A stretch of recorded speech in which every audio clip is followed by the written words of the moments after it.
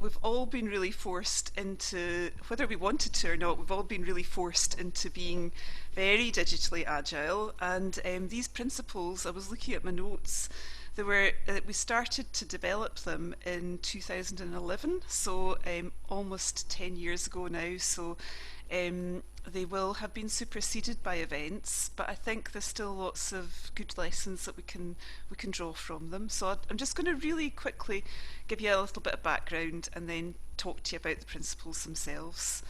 So they came out of work, I guess they came out of recognition that a lot of people across CLD, so Youth Work, Adult Learning, Community Development, were really want, wanting to use digital, not knowing where to start. Some people definitely didn't want to use digital, although it could make their lives better if they did.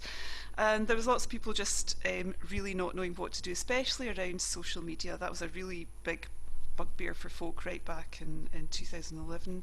So 3 organisations got together to try and do something, and were supported financially by Education Scotland to do that. And that little blue picture is the kind of final document of the principles. We developed 9 principles of good practice for CLD across Scotland. So just really briefly, just to give you a bit of a history, we did these 5 different phases, and not going to talk in detail about them, because if you are interested, you can have a look at the website and we'll forward that to you if you haven't had a look at that already. But phase 4 and phase 5, I guess, are the most interesting, because we got to phase 4 and we had these principles of good practice, and we thought we'd roll them out across Scotland. We've got some funding to do some upskilling so that people could embed them in their work.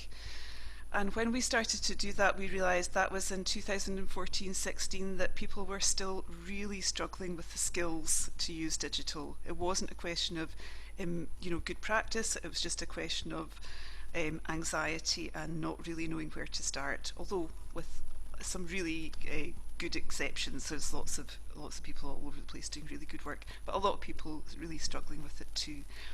So by phase 5, we had to take a step back the way. So rather than encouraging people to embed the principles, we thought, well, we'll go back and try and do some work around upskilling people just to use digital in the first place, to use digital in their practice, but also to use digital in their organisation. And I think, as I said earlier, we're now superseded by all of that, because we're all now sitting at home listening to somebody on Zoom, which, in 2016 I'd never heard of Zoom. So, we've kind of moved on quite a pace since then. So the principles, there's 9 principles, as I said. So I'll just read out the headings rather than the intricacies of them all, but they're looking at both structure of your organisation and the policy that drives it, and the practice that you as practitioners would be delivering. So we start out by looking at practice and then policy. Also professional guidelines. What should we expect as CLD workers to receive in terms of training in digital?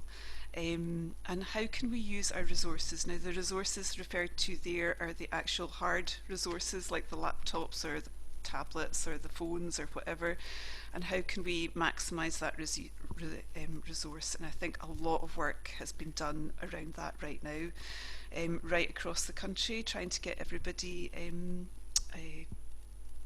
access to some sort of digital resource so that they could participate where they can't participate face to face.